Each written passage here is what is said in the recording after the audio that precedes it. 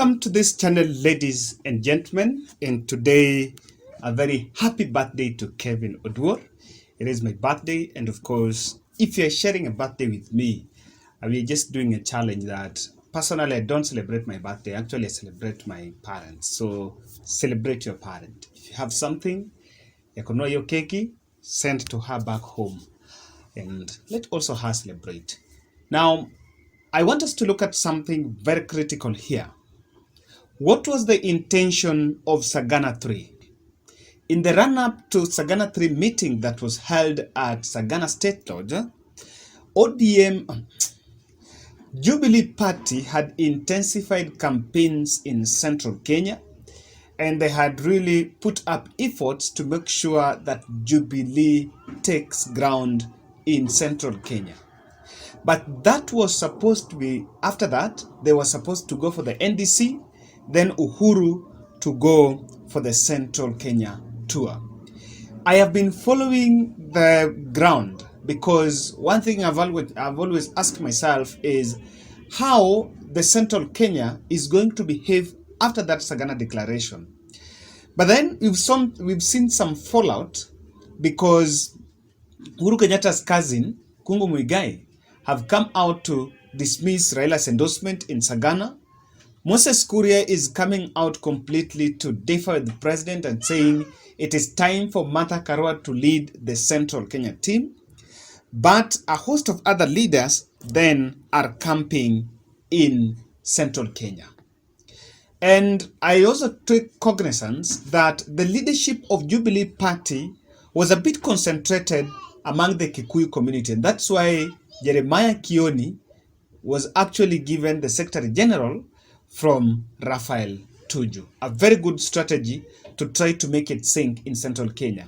But then, guys, I think the president's rating in central Kenya are still worrying. And I wanted to look at this video because we are going to analyze a bit of this video. Then from that, we shall stem to why Uhuru's Central Kenya tour is actually coming on board. Now, I want you to listen to this first. Nataka kuambia Deputy President, ulitafuta kura ya Uhuru ili upate kazi. Ulitafuta kura ya Uhuru ili upate nini? Kazi ukapatiwa, ukakataa kufanya. Ukakaa juu ya gari. Kama Uhuru anafanya kazi peke yake. Sasa unatafuta kazi ya Uhuru, hatutakupatia. Hakuna haja ya kukidanganya. Hiyo kazi hatutakupatia. Hiyo sisi kama watu ya Nyeri, hiyo hautapata. Na tutafanya juu chini, tuambie Wakenya wote wasikupatie hiyo kazi. Paka ufanye kazi pale huko. Hawezi itisha kiti kama ile uko nayo umeshindwa nayo. Sawa sawa? Sawa sawa? Gayamora adime mono na mwikewega. And so guys, that was in central Kenya. That was in Nyeri. Nyeri is where Sagana, Nyeri County is where Sagana is. And of course, I want us to look at that video critically. But just before that, if you're watching this video and you have not subscribed, we're just some few subscribers shy of 9,000. Kindly confirm your subscription. And also, that is the best gift that you can give me on my birthday. That is the best birthday gift you can give me. Now, let's look at it. Let's face it. If you look at that video, the person who was talking on top at the sun at the car roof was Ngunjiri Wambugu. Ngunjiri Wambugu is Nyeri Town MP. Then he was campaigning in Nyeri Town. If you look at what he was putting on Jubilee merchandise, which of course shows you all. But then if you look at the background, just opposite, not very far from where that car is, the people are just moving on with their own activities, and it doesn't look a charged crowd. In fact, I was asking the person who was taking that video, if you look at it, where was he? Because even in front of him, they are not showing us any crowd. Now, if indeed that rally, that small rally, had attracted attention in Nyeri Town, then the person who was capturing this video would have focused on that crowd. But if you look at what's happened in the background, people are not busy with whatever is going on. And that is something that you need to take cognizance of. Secondly, even when he's talking, the reception on the background, it's not that jovial. You cannot even hear a very big shouting from that end. So that tells you that I think in Nyeri town, Jubilee Party still have not synced. And I want to take this to President Uhuru Kenyatta's door, that indeed there is still work to be done. I was so interested and I watched that video. I looked at that video more than 3 times because, one, Nyeri is where Rigathi Gachagua comes from. Rigathi Gachagua is the patron of UDA in central Kenya. And Rigathi Gachagua have been so straight on his criticism to President Uhuru Kenyatta. So let's just ask ourselves a question. What does this mean? Because in my own understanding, and I have been trying to follow even some of these rallies, some of these rallies that are done by the Jubilee team on ground. If you listen to what Ngunjiri Wambugu was talking about, he was actually talking about Deputy President. He was telling Deputy President that he was given job by Uhuru, then he left that job, and now he was not going to be given that job. Even he did the punchline by saying, Hatuta kupea. Now look at it. Do you think the opposition opposing William Ruto in central Kenya publicly can work? Because in my understanding, I think something needs to be done. Now, this brings me to the point why Uhuru Kenyatta must move. And of course, I feel, because I read somewhere that they're just waiting for the Azimio deal to be finalized. Then after that, they're going to hit the campaign trail where President then is going to plan the Central Kenya tour.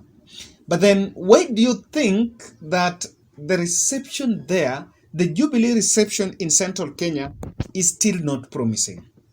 My number one objective where I think that is happening is the church debacle. President Uhuru Kenyatta became so strategic by saying, and of course by saying that the church are actually misleading the Central Kenya community. And this was it. He faced the church because when William Ruto when the deputy president went to the Central Kenya, his entry point was the religious, the churches, because initially he was being given roles by the president. Remember, he's the principal assistant to the president. And when president realized that he was just taking those opportunities to campaign, that position was relinquished from him and it was given to Matiang'i. Now, William Ruto opted to use the church. And that's how he got in. And you know, in church, he used to do these donations. And Uhuru even mentioned that William Ruto will give donations without, and say the president has sent something that he has not done. So Uhuru became so angry with the church because the church were actually spreading William Ruto gospel. This debacle, in my own understanding, I think has worked against the big agenda. Because immediately Uhuru left Sagana, there was a rally that was held there, I think after 3 days, by the Kenya Kwanza team. And they were Uhuru and William Ruto went and told the president, told actually them that let it be a political war and let them leave the church aside. Yesterday, the 1st of March, there was supposed to be a press briefing in Kiambu, in some press center in Kiambu, and they were supposed to address that issue. The church members did not agree. And even that press conference did not happen. But then there is a thin line, and I think the narrative that has been put against President Uhuru Kenyatta's address to the church seems to be sailing. Because the clergy are saying they cannot differentiate between clean money and proceeds of crime.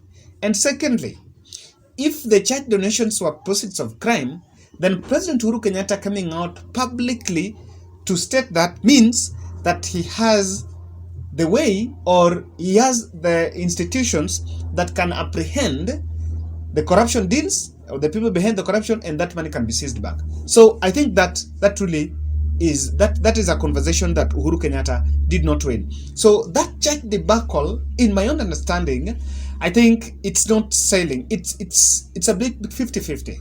Yes, there are people who buy it, but when it comes to church, everyone else goes to church. And people tend to believe they are religious leaders. So when your pastor says this and this, and the pastors are very creative in getting very convincing church verses, Bible verses, I think that is one of the undoings of what is happening in Nyeri. Number 2 is the rooted UDA influence. Unless we stand in denial, then we will not cure. Unless the Azimio team pretends or works in denial, then they are not going to successfully uproot William Ruto from Central Kenya. It is very true that Raila Odinga have been a victim of phobia from Central Kenya for the last 20 years. I think as many years as you can even remember. But Uhuru Kenyatta and William Ruto have been darling to Central Kenya for the last 10 years. So the last 4 years after the 2017 general election, William Ruto had been camping there, opposing the BBI. And the BBI, the ground that they were using to oppose the BBI was Raila Odinga. That Raila Odinga, it was to benefit Raila Odinga. And so they bought that concept. Now, the truth of the matter here is, even if you see the way the president was talking, they're very hungry, then he was worried that UDA were actually taking roots there. They've been attracting, you cannot underestimate the fact that Mutahi Kahiga, who is an incumbent governor there, is seeking the re-election through UDA. The women rep is seeking through UDA. There are a host of other MPs that are seeking through UDA. Now, that first tells you, and again, Rigathi Gachagua, who comes from Nyeri, is a point man in UDA and wants to be the running mate. That tells you that to some extent, I don't know what percentage, but UDA is giving Jubilee a run for their money.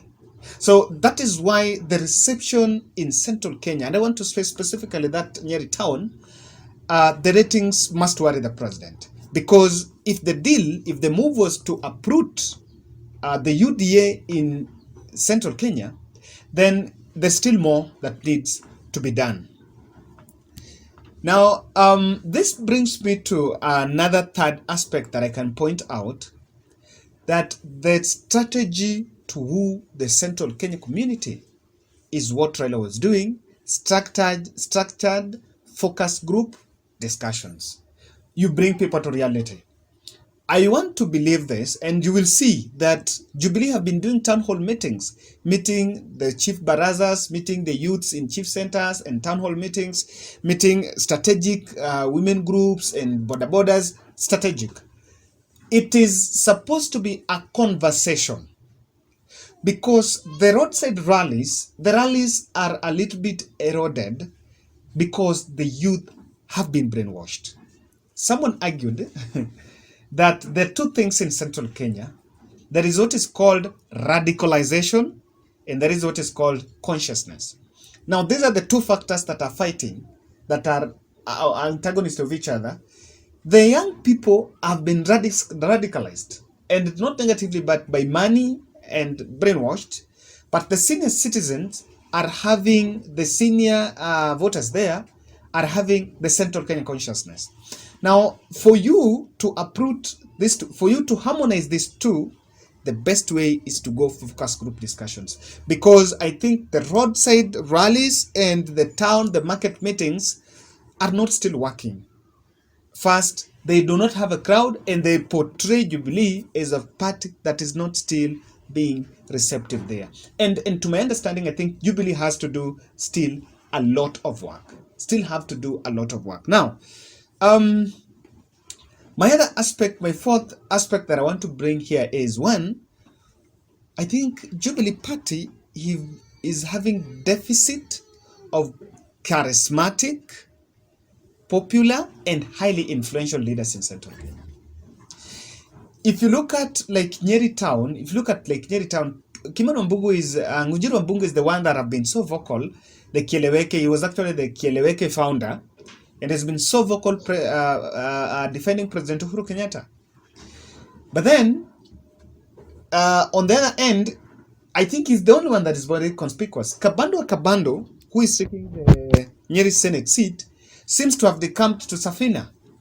That is also another grounded politician. But then the grounded politicians are not in Jubilee Party, and it is time for them to be brought back. The Jubilee leaders that were there actually have been so cold and were buying to the script of President Uhuru Kenyatta that let them not engage in politics, but serve Kenyans so that they make sure they achieve what they promised Kenyans. So for me, that is something that did not work well for the Central Kenya team. Now, the best thing, and I think this is in the light of what I've mentioned, this is why there is a race against time for President Uhuru Kenyatta to hit the ground. But I think that had not happened because they wanted to test the waters. And someone from State House is looking at these clips. Let's see what Kipiripiri or Amos Kimunya is doing.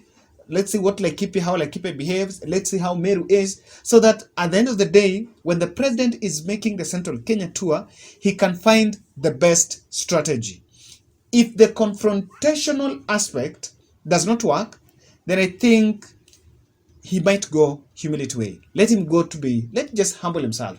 The issue of being confrontational, in my own aspect, I think is doing more harm than being a constructive aspect. Because sometimes changes are disruptive.